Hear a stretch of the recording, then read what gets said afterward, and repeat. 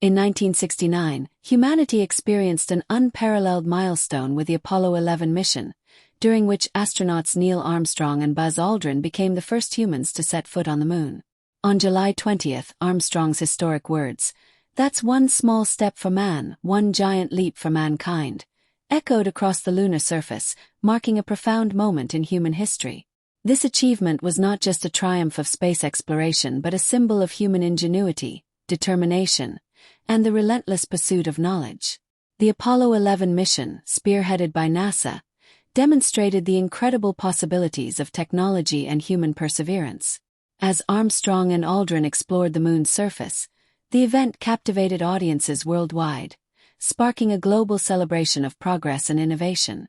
The mission's success inspired countless individuals to dream beyond Earth's boundaries, fostering advancements in science and technology. It underscored the extraordinary capabilities of humankind and left an enduring legacy that continues to motivate and shape aspirations in space exploration and beyond.